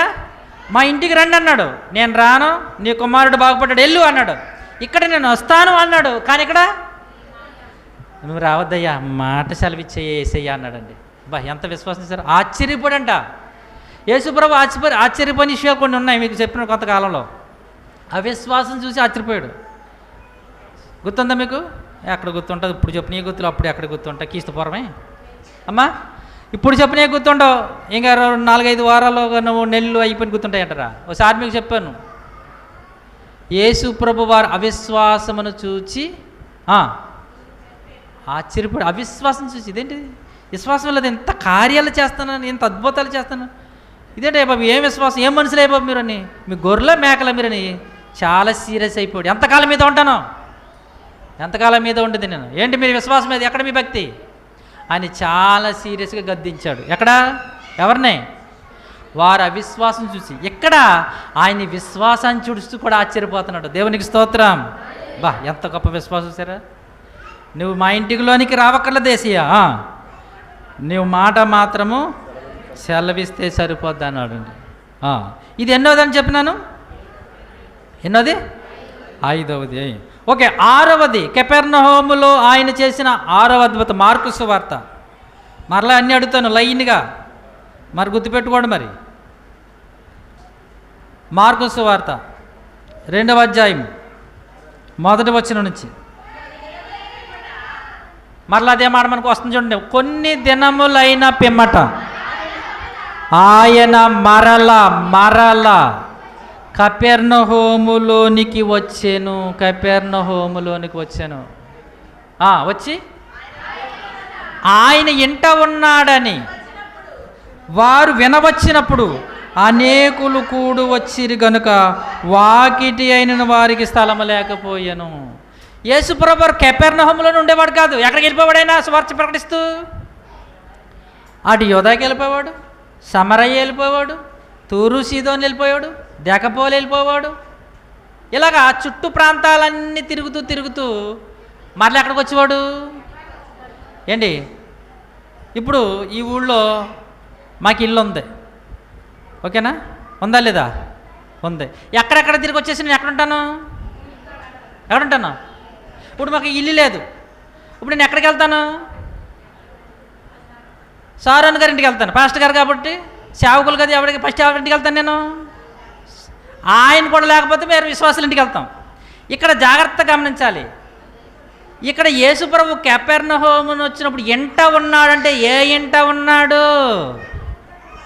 జాగ్రత్తగా వినాలి. ఇక్కడ యేసుప్రభు కపెర్నహూముకి వచ్చినప్పుడు ఇంట్లో ఉన్నాడని తెలిసిపోయిందంట ఊళ్ళో వాళ్ళందరికీ. ఏ ఇంట్లో ఉన్నాడు? ఆయన ఇంట్లోనే. ఏంట్లోనూ? ఇంకా ముందుకెళ్తే మీకు అర్థమవుతుంది. తర్వాత ఇంకా కొన్ని రిఫరెన్స్ చెప్తే ఇంకా మీకు బాగా అర్థమవుతుంది. అంటే యేసు ప్రభు కపెర్నహూములోను తన ఇంట ఉన్నాడని వినవచ్చినప్పుడు అనేకులు కూడి వచ్చిరి. వాకిటి అయిన వారికి స్థలము లేకపోయిను. ఆయన వారికి వాక్యము బోధించుచుండగా కొందరు, ఇప్పుడు జాగ్రత్త గమనించాలి, కొందరు పక్షవాయువు గల ఒక మనిషిని 4 చేత మోయించుకుని ఆయన యొద్దకు తీసుకుని వచ్చిరి.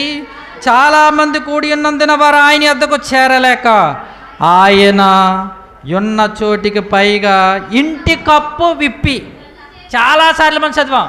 ఒక పక్షవాయు గలవాడిని ఇంటి మీద తీసుకెళ్ళి కప్పులు ఇప్పేసి కిందకి దించారు. ఇంతకీ ఎవరిల్లో తెలుసది? అమ్మా ఎవరిల్లో తెలుసా? యేసుక్రీస్తు ప్రభువారి ఇల్లు. అందుకే మాట్లాడలేదు ఆయన. వేరే మన ఇల్లు ఇప్పితే ఊరుకుంటామా? ముందు దిగు మాట్లాడు అంట. ఇది ఎవరిల్లుది?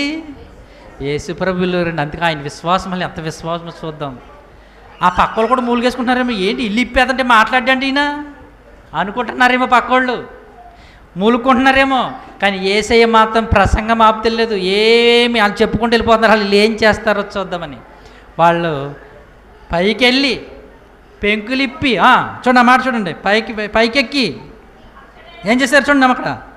ఇంటి కప్పు విప్పి సందు చేసి పక్షవాయువు గలవాణిని పరుపుతోనే దింపిరి. అందుకని యేసయ్య ఇల్లు కాబట్టి ఏం మాట్లాడలేదు ఆయన.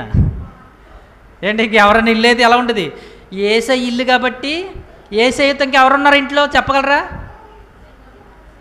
యేసయ్య ఇంట్లో ఎవరుంటారు సహజంగా? ఇందాక మీరు చదివారు, మర్చిపోతారు కదా, మీకు బాగా మధ్యవరకు బాగా ఎక్కువ. యోహాను సువార్తలు మీరు చదివారు, వచ్చేస్తారా? వచ్చేయండి, మరి ఏం చేస్తాం. యోహాను సువార్త మీరు చదివారు 2వ అధ్యాయము. మనకు బాగా గుర్తు ఎక్కువైపోయింది.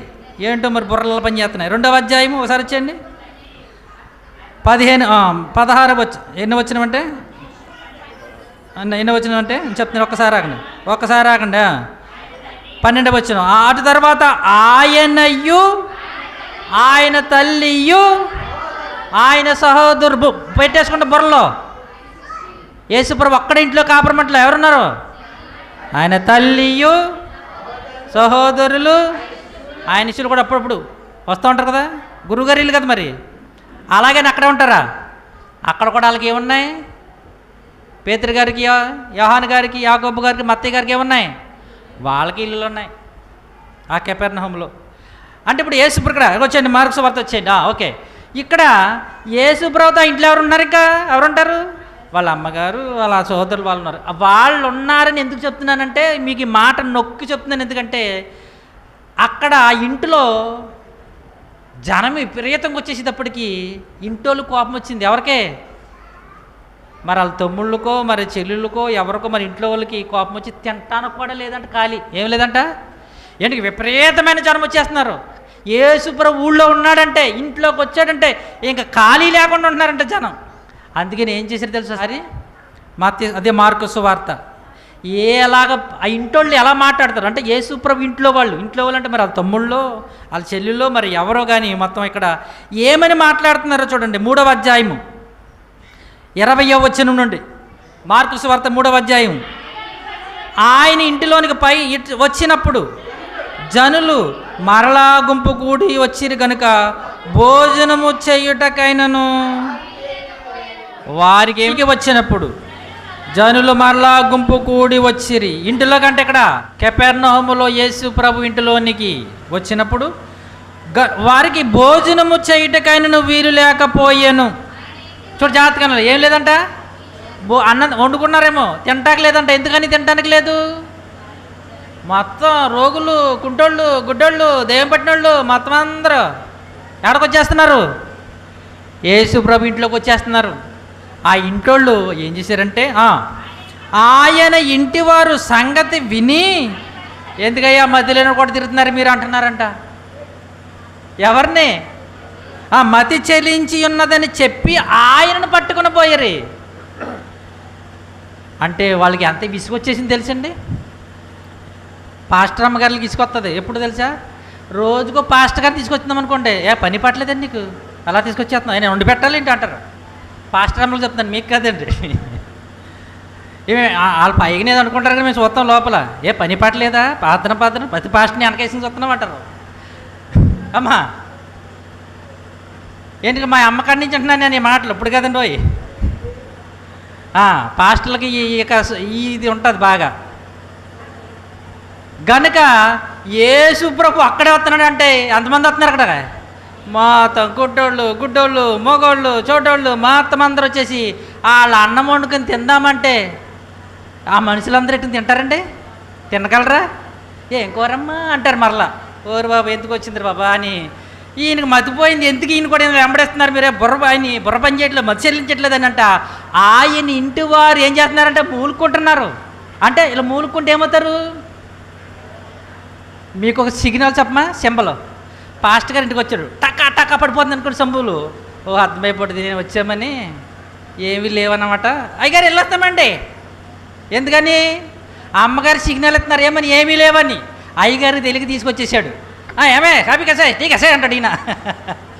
ఆ అమ్మగారు టకా టకా కొడుతున్నాడు. అప్పుడు అర్థమైపోద్ది, ఓహో ఏమీ లేవు. అయ్యగారు వెళ్ళొస్తాను, మళ్ళీ వచ్చేస్తాను, నాకు అర్జెంటు పని ఉందన్నాడు. ఏం పని ఉండదు. అలాగూ యేసు ప్రభు ఇంటి వారు ఏం చేస్తున్నారు? యేసు ప్రభు పట్టుకుని మత్సరించిపోయింది, బుర్ర పని చేయట్లేదండి బాబు యేసు ప్రభుకి. ఏంటంటే బాబు ఈ మనిషే ఎప్పుడు ఇలాగ మధ్యలో పని చేస్తాడని తిట్టుకుంటున్నారు, గుణుక్కుంటున్నారు. అప్పుడు వీళ్ళకి అర్థమైపోద్ది కదా. ఎవరికే?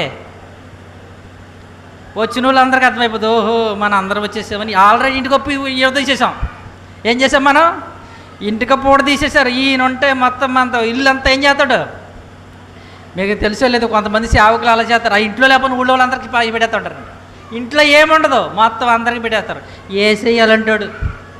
ఏసేయాలంటాడు తెలుసా? వాళ్ళ ఇంట్లో వాళ్ళకి రూపాయి తీసుకురాడు. ఆయన చేసే అద్భుతాలకి ఆయన ఇల్లు ఎలా ఉంటుంది తెలుసా? ప్యాలెస్ అయిపోవాలి. ఎందుకంటే మోగోళ్ళు, గుడ్డోళ్ళు, చచ్చిపోయేవాళ్ళు ఎన్నో అద్భుతాలు చేస్తున్నాడు. ఆయన ఇల్లు ఎలా ఉండాలి? వాళ్ళు చెప్పాలంటే ఆ కెపెర్నహూములో యేసే ఇల్లు అంటే ఎలా ఉండాలి? ఓ పెద్ద ప్యాలెస్ ఉండాలి. కానీ ఇల్లు ఇప్పేస్తున్నారు, ఇల్లు పెంకులు ఇప్పేస్తున్నారు. వీళ్ళకి అర్థమైపోయింది. ఎవరికి? ఇంటి వారికి అర్థమైపోయి ఆయనకు మతి చెల్లించి ఉన్నదని చెప్పి ఆయనను పట్టుకొనబోయిరి. అర్థమైపోయింది.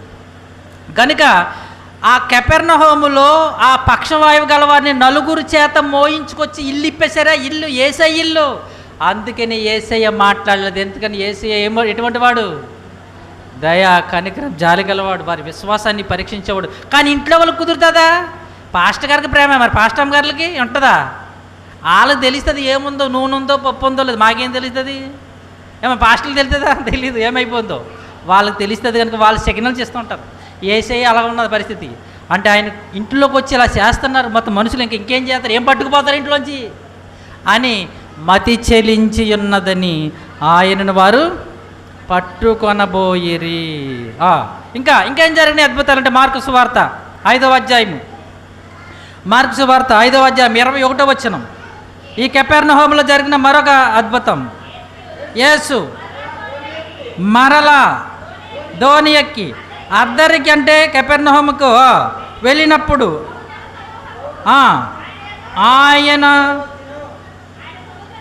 ఆయన సముద్ర తీరమునుండగా సమాజ మందిరపు అధికారులు యాయీరుని ఒకడు వచ్చి ఆయనను చూచి ఆయన పాదముల మీద పడి, నా చిన్న కుమార్తె చావ సిద్ధమైంది. ఆయన ఆ గెరసీన ప్రాంతం వెళ్ళి గెరసీన్లు దెయ్యాలు పట్టిన వాడిని వదలగొట్టి ఈ పక్కకి అద్దరికి వచ్చేసాడు. వచ్చేటప్పటికి అంటే కెపెర్నహూముకి వచ్చాడు. వచ్చేటప్పటికి ఆ ఊళ్ళో యాయీరు, ఎవరు? యాయీరునకు ఆయన తన 12 సంవత్సరాల కుమార్తె చావ సిద్ధమై ఉంది. అప్పుడు యేసయ్య పాదాల మీద పడి, అయ్యా నా కుమార్తె చనిపోతుందయ్యా, దయచేసి వచ్చి బాగు చేయనగానే వస్తున్నాను పదు అని యేసయ్యకి చెప్పి బయలుదేరారు. ఆ సముద్ర పుట్ట అద్దరి నుండి ఎక్కడికి వెళ్తున్నారు? ఊళ్ళోకి వెళ్తున్నారు. కొంచెం దూరం ఉంటుంది కదండి. వెళ్తున్నప్పుడు జరిగిన మరొక అద్భుతము ఏది? 14-15 12 ఏండ్ల నుంచి 25వ వచనం. 12 ఏండ్ల నుండి రక్తస్రావము కలిగిన ఒక స్త్రీ అనేక వైద్యుల చేత ఎన్నో తెప్పలు. అదే ఊరిలో అదే సందర్భంలో ఏం జరిగింది? 12 సంవత్సరాల నుంచి రక్తస్రావము కలిగిన స్త్రీ ఏమైంది? యేసయ్య ఏ వస్త్రాలు ముట్టుకొని బాగుపడ్డది. ఇది కూడా ఎక్కడంటే కెపెర్నహూములోనే జరిగింది. ఎక్కడ జరిగింది? కెపెర్నహూములోనే, తన పట్టణములో ఆయన నివసిస్తున్న ఆ పట్టణంలో జరిగిన అద్భుతం. ఏది? 12 ఏండ్ల కుమార్తెను బాగు చేశాడు, 12 ఏండ్ల రక్తస్రావం గల స్త్రీని బాగు చేశాడు. ఇది మరొకటి మనం చూస్తుంటే మత్తయి సువార్త 17వ అధ్యాయము. మత్తయి సువార్త 17వ అధ్యాయము. మత్తయి సువార్త 17వ అధ్యాయము 24వ వచనం. ఇక్కడ చాలా సందర్భాల్లో మనం చదువుతాం. ఎదురు తెలుసా? అమ్మ పిల్లల నుంచి కంట్రోల్ పెట్టండమ్మా. పిల్లల్ని గమని మత్తయి సువార్త 17వ అధ్యాయము 24.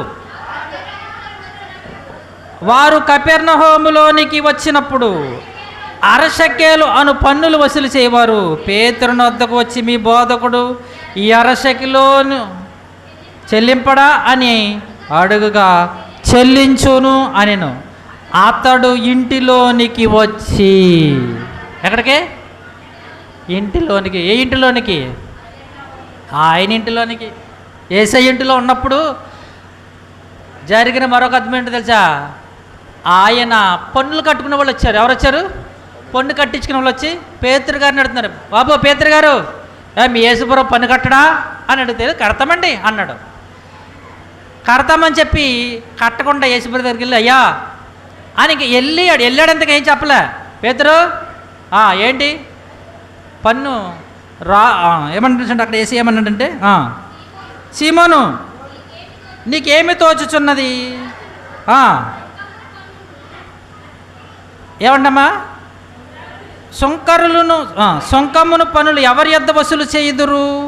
కుమారుల యొద్దనా అన్యుల వద్దనా అని అడిగాను. అతడు అన్యుల యొద్దనే చెప్పగా, యేసు అలాగైతే కుమారులు స్వతంత్రులే, ఆయనను మనము వారికి అభ్యంతరము కలుగజేయకుండానట్లు నీవు సముద్రమునకు పోయి, గలిలయ సముద్రమే, గాలము వేసి మొదట పైకి వచ్చి చేపను పట్టుకుని దాని నోరు తెరిచిన ఒక షెకేలు దొరుకును, దానిని తీసుకుని నా కొరకు నీ కొరకు దాన్ని చెల్లించు. ఎక్కడ చేశాడు? ఆయన ఇంటిలో ఉన్నాడు. అంటే యేసు ప్రభువు కపెర్నహూముల ఇంటికి వచ్చాడు. ఆ ఇంటికి వచ్చినప్పుడు పన్ను కట్టించుకున్న వాళ్ళు వచ్చారు. అయ్యా పన్ను కట్టరా అన్నాడు. కడతామండి అనగానే యేసు ప్రభు, పేతురు గేలం పట్టినెళ్ళు, గలిలయ సముద్రానికి వెళ్ళు, గేలమై మొదట ఒక చేప వస్తుంది. ఆ చేప నోరు తెలు షెకేలు ఉంటుంది. ఆ షెకేలు కట్టే నీకు నాకు, అంటే అరషెకేలు అంటే ₹10. కట్టవలసింది ₹10, కానీ మీకు ఎంత దొరుకుతుంది? రూపాయి దొరుకుతుంది. ఆ రూపాయి నీకు ₹10, నాకు ₹10 కట్టే అన్నాడు అంతే. ఇంతకీ అరిషెకేలు అనే అద్భుతం ఎక్కడా జరిగింది? కపెర్నహూములో యేసుప్రభు ఇంటిలో ఉన్నప్పుడే. మార్కు సువార్త ఇంకా ఇంటి గురించి చెప్తున్న కొన్ని విషయాలు. 9వ అధ్యాయము మార్కు సువార్త 9:33 వచనం ఉండండి. అంతటా వారు కపెర్నహూమునకు వచ్చి, వారు ఇక్కడ వీళ్ళు యేసు ప్రభు వారును అలాగే శిష్యులు వేరే ప్రాంతం నుంచి నడుచుకుంటూ వస్తున్నారు. నడుచుకుంటే మేము గాడిదల గుర్రాలుగా అప్పుడు వీళ్ళకి లేవు, మరి అంటే లేవంటే వాడుకునేవారు కదా, నడుచుకుంటూనే వచ్చేవారు. యేసు ప్రభు వారు గాడిద ఎక్కింది మనకు బైబిల్లో కనిపించింది ఒకే ఒక సందర్భం. ఎక్కడా అమ్మా? ఎక్కడా? అక్కడ మాకు ఎగుతండి, మీకు తెలితే చెప్పండి అన్నాడు. ఎప్పుడు ఎక్కారు? యేసు ప్రభు ఒకే సందర్భంలో గాడిది ఎక్కి వెళ్ళినట్టుగా మనకు కనిపిస్తుంది. ఇంకా తర్వాత ఎప్పుడు గాడిద ఎక్కినట్టుగా, గాడిద మీద ప్రయాణం చేస్తున్నట్టుగా లేదు. వాడెక్కినట్టు, ఇది ధోని ఎక్కినట్టు మనకు మాటి కనిపిస్తుంది, కానీ గాడిద ఎక్కినట్టు ఒకే ఒకసారి మనకు కనిపిస్తుంది. ఎప్పుడు? ఆయన యెరూషలేమునకు ఆయన మరణానికి ముందుగా 6 రోజుల ముందు, అదే మనం ఏమంటాం మట్టల ఆదివారం అంటారు చూసారా, అంటే మట్టల ఆదివారం రోజున ఆయన అప్పుడే గాడిద ఎక్కి వెళ్ళాడు. అంతకుముందు ఎప్పుడు గాడిద ఎక్కినట్టు బైబిల్లో లేదు. వాడెక్కాడు, ధోనెక్కాడు, పడవెక్కి వెళ్ళేవాడు అండి. తర్వాత నడుచుకుంటూ వెళ్ళటం ఏమో. అంటే వేరే ప్రాంతం నుంచి సువార్త ప్రకటించుకుంటూ ఎక్కడికి వస్తున్నారు? కపెర్నహూమునకు వస్తున్నారు. వచ్చినప్పుడు మధ్యలో ఏం జరిగిందంటే డిస్కషన్ జరుగుతుంది. శిష్యులకి ఏం చేస్తుందంటే, నేను పెద్ద అని అనుకుంటున్నారంట. అనుకుంటున్నప్పుడు అప్పుడు మీ చదివితే మీకు అర్థమవుతుంది. కపెర్నహూములోనికి వచ్చిరి. ఎవడు గొప్పవాడని మార్గమున ఒకరితో ఒకడు వాదించేది కనుక ఆయన ఎంట ఉన్నప్పుడు, దానికోసం అక్కడికి వచ్చాను. ఆయన ఎంట ఉన్నప్పుడు, ఎక్కడ? ఏ ఇంట్లో? కపెర్నహూములో ఆయన ఇంట్లో ఉన్నప్పుడు. ఏంటి బాబు, ఏంటి మాట్లాడుకున్న దారిలో, ఏంటి మీ గొడవ? నేను గొప్ప అన్న పేతురు, యాకోబు నేను గొప్పని అన్నవేంటి? గొప్పోడని మీరు చెప్పుకోవద్దు. ఎవడైతే పరిచారకుడుగా ఉంటాడో, ఎవడైతే దాసుడుగా ఉంటాడో వాడే గొప్పవాడు. అంతే. నేను గొప్ప, నేను అందరికంటే ముందు నడుతున్నాను, నేను ఏసైతేనే ఉంటున్నానని ఏ గొప్పలో మీరు ఎవరు చెప్పుకోవద్దని సంగతిని, వాళ్ళని గద్దించిన సంగతిని కపెర్నహూములో యేసుప్రభు వారి ఇంటిలో ఉన్నప్పుడు వారిని హెచ్చరించాడు. ఆ మాట కోసం ఇక్కడ వచ్చాను. ఓకే, యోహాను సువార్త 6వ అధ్యాయము, యోహాను సువార్త 6వ అధ్యాయము 59. యోహాను సువార్త 6వ అధ్యాయము. ఆయన కపెర్నహూములో బోధించుచు సమాజ మందిరములో ఈ మాటలు చెప్పాను. ఆ మాట అక్కడ ఆగండి. ఎందుకు ఈ మాట దగ్గర వచ్చానంటే, యేసు ప్రభు వారు చాలా సందర్భాల్లో మనం చదువుతాం. ఏంటో తెలుసా? నా శరీరం తిని నా రక్తము తాగువాడే నిత్య జీవం గలడు, అంత దినమున నేను వాడిని లేపుతాను. నా శరీరం తినండి రా అన్నాడు, నా శరీరం తాగండి అన్నాడు చాలా సీరియస్గా. బాబోయ్, ఈయన శరీరం తినాలా, ఈయన రక్తం తాగాల, మనం ఏమైనా రాక్షసులమా అని భయపడి వెళ్ళిపోయారు. తెలుసా మీకు? అదే 66వ వచనం, 6వ అధ్యాయం 66వ వచనం. అప్పటి నుండి ఆయన శిష్యులలో అనేకులు వెనుక తీసి మరి ఎన్నడూ ఆయన వెంబడింపలేదు. బాబో, ఈయన ఎక్కడ మనిషి, ఆయన ఏదో తిండి ఎడుతున్నాడు కదా మేము వెంబడించాం, రోగాలు బాగు చేస్తున్నాడు వెంబడిస్తే నా శరీరం తింటే నా రక్తం తాగన్నాడు, మనం ఎక్కడ తినగలం అన్నాడు. ఈ సంగతులు ఎక్కడ చేయడం నీకు తెలుసా? కపెర్నహూములోనే. ఎక్కడ? కపెర్నహూములో సమాజ మందిరములో బోధించాడు. ఇంకేం జరిగింది తెలుసా? కపెర్నహూములో ఆయన చేసిన బోధ మత్తయి సువార్త 13:1 నుండి 52 వచనాల్లో ఉన్న ప్రసంగం అంతా కపెర్నహూములో జరిగిందే. యోహాను సువార్త 6వ అధ్యాయం 25 నుంచి 65 వరకు ఉన్న ప్రసంగం అంతా కపెర్నహూములోనే. అంటే ఈ మాటలు మీకు ఎంత చెప్తున్నానంటే, కపెర్నహూములో యేసుప్రభు గారు కాపరం ఉండడాన్ని బట్టి అక్కడ ఎన్నో అద్భుతాలు చేశాడు, సూచక్రియలు చేశాడు, ఎన్నో అద్భుతమైన ప్రసంగాలు కూడా చేశాడు. ఇప్పుడు ఆ పట్టణం ఎలాగ ఉండాలి అది పాయింట్ ముగించే ముందు. అమ్మా, అన్ని అద్భుతాలు చేసిన పట్టణం, అన్ని ఆశ్చర్యకారులు చేసిన పట్టణం, అంత అద్భుతమైన ప్రసంగాలు చేసిన పట్టణం ఎలా ఉండాలి భక్తి జీవితంలో, విశ్వాస జీవితంలో? మిమ్మల్ని అచ్చుగుద్దినట్టు కనిపిస్తున్నారు మాకు. ఎందుకో తెలుసా? ఇప్పుడు చెప్తాను. ఇప్పుడు అదే ఇద్దరము కొత్త కొత్త ప్రసంగాలు పరిశీలన చేసి చెప్తూ ఉంటాం మేము. ఏంటి, ఒక ప్రసంగం చెప్పడానికి మాకు చాలా టైం పడుతుంది, చాలా టైం తీసుకుంటున్నాం. దాన్ని చక్కగా కూలంకషంగా మొత్తం, అంటే ఏమేమి ఇబ్బంది లేకుండా చక్కగా అట్టుపండు జ్యూసు, మళ్ళీ ఒలిసి కదండి, అవి ఒలిసేత మళ్ళీ మింగలే నవరలేని జ్యూస్ వేసి, మళ్ళీ ఉత్తుదేది అరగదేమో అని దాంట్లో బూస్ట్ వేసి పట్టిత్తంటే మీకు ఎలా ఉంది తెలుసా? ఆలోచించండి. మీకు ఏం చెప్తుంది తెలుసా? ఈ మాట మీకు ఏం చెప్తుంది? ఇంత వాక్యాన్ని చక్కగా వివరంగా చెప్తున్నప్పుడు మీరు ఎంత బలవంతులుగా ఉండాలి. ఏంటి, పచ్చంటి పండు ఇచ్చేసి తినండి తినగలరా? అదే ముగ్గుపోని అట్టుపండు జ్యూస్ చేసి బూస్ట్ వేసి ఇస్తే ఎంత చక్కగా తెస్తే తాగితే ఎలా ఉంటుంది? ఇప్పుడు ఎంత బలవంతంగా ఉండాలి, ఎంత ఆరోగ్యంగా ఉండాలి. మరి నీ వాక్యాలు ఒకళ్ళ తర్వాత ఒకరు, ఒక వారం కొన్ని సంగతులు మేము చక్కగా మేము నేర్చుకుని, మేము చక్కగా రాసుకుని మీకు చెప్తున్నప్పుడు మీరు ఎంత బలవంతులుగా ఉండాలి, నీరసంగా ఉండాలా? ఎంత వాక్యములో పట్టు సాధించాలి మీరు? అంటే మా నోటంట మాట రాకమునిపే టక్కమని చెప్పేది తెలుసా? కొన్ని ప్రాంతాలు వెళ్తేనండి చాలా ముచ్చట అనిపిస్తుందండి. మేము కొన్ని విషయాలు ఇలా చెప్పుతానే వెంటనే చదివేస్తున్నారు. పలానా సంగతి అనగానే తీసి చదివేస్తున్నారు. పలానా మాటల నోటంట చెప్పగానే చెప్పేస్తున్నారు. బాబోయ్, ఇలాంటి ఎంత స్పీడ్ అనిపించింది ఏంటి? కొద్దిగా నేర్పిస్తున్న సేవకుల మధ్య అంత హుషారుగా, అంత యాక్టివ్గా ఉంటే మరి ఇన్ని సంగతులు వివరించి చక్కగా చెప్పి, మరి చెప్పిందే చెప్పి మీరు ఎలా ఉండాలి వాక్యంలో? ఎంత స్పీడ్గా ఉండాలి? ఎంత జ్ఞానవంతులు అయిపోవాలి మీరు? ఏంటి, చదువు నేర్పించే టీచర్ గారు మంచోడు అనడానికి పిల్లలు ఎలా ఉంటారు? అమ్మా, మొద్దు టీచర్ ఉండడానికి పిల్లలు ఎలా ఉంటారు? మేము మొద్దులమంటారా? ఏం అలాగే ఉంది. ఎందుకంటే మీరు తత్త అంటున్నారు, మేమే నత్తోలమంటే మీరు ఇంకా నత్తోలు తత్త అంటున్నారు. ఏంటి, ఎంత హుషారుగా, ఎంత బైబిల్లో ఎంత షార్ప్గా ఉండాలి మీరు? ఇన్ని సంగతులు వివరించి చక్కగా చెప్తుందంటే ఎంత స్పీడ్గా ఉండాలి, ఎంత భక్తులు, ఎంత విశ్వాసం ఉండాలి. ఈరోజు మీదే కాదు, ఆ రోజు యేసయ్య కూడా అదే ఎదురయ్యింది. అదే మీకు చివరగా చూపించే మాట. మత్తయి సువార్త 11:23 ఎన్నో అద్భుతాలు, ఆశ్చర్యకారులు, సూచక్రియలు, మహత్కార్యాలు, ఎన్నో ఉన్నతమైన ప్రసంగాల చేత పట్టణం ఎలా ఉండాలి? ఎంతో ఉన్నతంగా ఉండాలి. కానీ అక్కడ పరిస్థితి ఎలా ఉంది తెలుసా? చూడండి, మత్తయి సువార్త 11:23 కపెర్నహూమా, అయ్యో కపెర్నహూమా, ఆకాశము మట్టుకు హెచ్చింపబడదువా, నీవు పాతాళం వరకు దిగిపోదువు. నీలో చేయబడిన అద్భుతములు సొదోములో చేయబడిన ఎడల అది నేటి వరకు నిలిచియుండును. విమర్శ దినమందు నీ గతి కంటే సొదోమ దేశ వారి గతి వారవదగినదై ఉండునని ఏంటి ఏడుస్తున్నాడండి. ఎవరిని చూసి?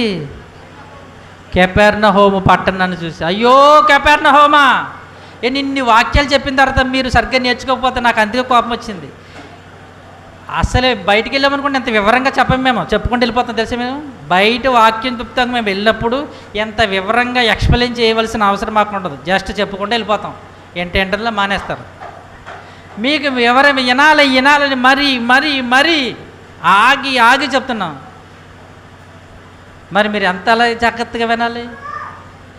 ఒక విద్యార్థి ఎలాగైతే వినాలో, గ్రహించాలో, అర్థం చేసుకోవాలో అలాగ మరీ ప్రతి మాటని, ప్రతి పదాన్ని, ప్రతి ఊరిని, ప్రతి పట్టణాన్ని, ప్రతి మార్గాన్ని, ప్రతి పరిస్థితిని చక్కగా వివరించి చెప్పినప్పుడు మీరు ఎంత జాగ్రత్తగా పెట్టేసుకోవాలి బుర్రలో ఆలోచించండి. చాలా జాగ్రత్త పెట్టుకోవాలి. యేసయ్యే ఎంత బాధపడుతున్నాడు చూడండి. ఎవరిని చూసి? కపెర్నహూము పట్టణాన్ని చూసి. ఓ కపెర్నహూమా, అయ్యో అయ్యో కపెర్నహూమా, ఇంత అద్భుతాలు చేస్తే, ఇన్ని ఆశ్చర్యకాలు ఇన్ని బోధలు చేస్తే నువ్వు ఏమైపోయాడు? గర్వపడిపోతుంది, అతిశయపడిపోతుంది. మారు మనసు లేదు, రక్షణ లేదు, మారు మనసు పొంది లేదు. యేసయ్య దాన్ని చూసి బాధపడ్డాడు. చివరికి ఆ పట్టణం అంటండి ఇప్పుడు పరిశీలన చేస్తే ఆ పట్టణం లేదంటండి. కపెర్నహూము అనే పట్టణం ఆ ప్రాంతం అయితే ఉంది, కానీ ఆ పట్టణం మొత్తం నాశనం అయిపోయిందంటే. ఎందుకో తెలుసా? యేసయ్య చాలా బాధపడ్డారు. నువ్వు ఆకాశం అంత ఎత్తుకు హెచ్చింపబడదువా, పాతాళం దిగిపోతావు. ఓ కపెర్నహూమా, నేనే నీలో ఉండి, నీ ఊరిలో ఉండి, నీ పట్టణంలో నేను అద్భుతాలు చేస్తే మీకు మారు మనసు లేదు. అయ్యో అయ్యో అయ్యో, మీరు చెప్పాలంటే మాట సర్వనాశనం అయిపోతారు మీరు అన్నాడండి. ఆయన ఏమన్నాడు తెలుసా? మీరు సర్వనాశనం అయిపోతారు అయ్యో అని చాలా బాధతో ఏడుస్తూ చెప్పాడండి ఆయన.